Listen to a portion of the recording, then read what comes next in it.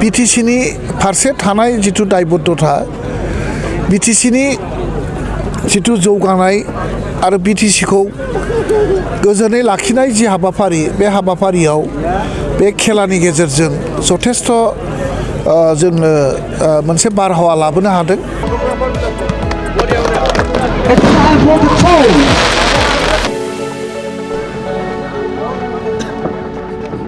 BTC ओनसोलखौ जेरैथिंबो जौगासार होनो थाखाय आरो बे बिटिसिआव थानाय सुबुं माहारिखौ जौगासार होनो थाखाय जि बड'फा उपेन्द्रनाथ ब्रह्मनि दैदेननायाव मास मुभमेन्ट जादोंमोन आरो बिएलटिनि दैदेननायाव जि मोनसे संग्राम हाथियारनि मोनसे दावहा जादोंमोन बे दावहायाव जाय जोहोलावजोफ्रा गावनि बेसेन गोसा जिउखौ बावनो गोनां जाबाय बे जोहोलावजोफोरनि मुङै बे ट्रफिखौ जोङो आराम्भ खालामनाय जादोंमोन आरो गेलेयै देग्लाय बोसोराव 25 बोसोर जाबाय सिलभार जुबलि बोसोर। बे खेलानि गेजेरजों बिटिसिआव थानाय गासैबो रायजो राजाखौ खौसेथि अनलायनाय मोजां मोनलायनाय आरो बुजा फरानि गेजेरजों बिटिसिनि फारसे थानाय जिथु दायबद्धता बिटिसिनि जिथु जौगानाय आरो बिटिसिखौ गोजोनै लाखिनाय जि हाबाफारि बे हाबाफारियाव बे खेलानि गेजेरजों जथेस्थ' जोंनो मोनसे बारहावा लाबोनो हादों आरो जाय जोहोलावजो बिथांमोनहा गावनि बेसेन गोसा जिउखौ जाथिनि थाखाय देशनि थाखाय आरो बे बर' माहारिनि थाखाय बावगारबाय जाहाथे बिथांमोननि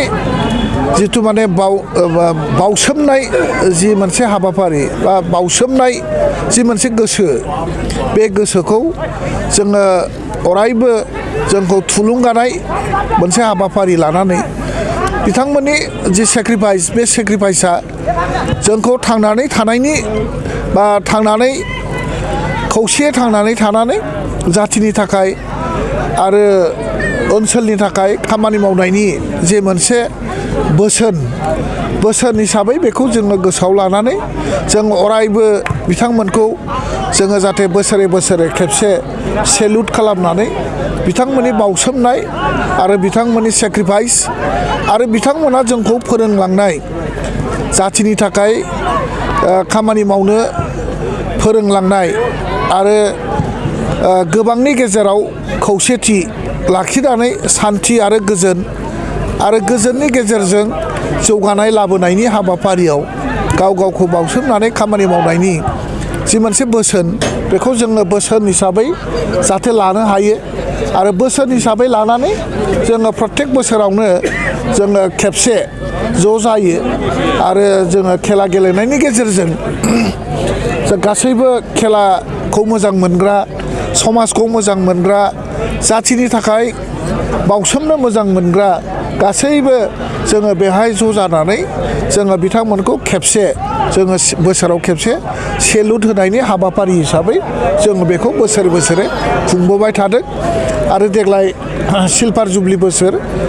आगोलनिख्रुइ एसे साबसिन जाकजमकसिन खालामनो सेस्था खालामदों आरो एबाराव हयथ' दिनै अपेनिं सेसन अपेनिं मेट्स बे अपेनिं मेट्सआव मानसिफोरनि जि बाहागो लानाय बेखौ नायोब्ला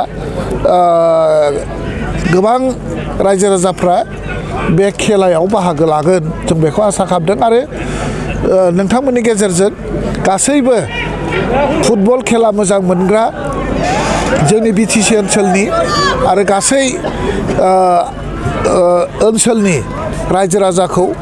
बे खेलायाव बाहागो लाफैनो थाखाय आङो खावलायहरनाय जादों।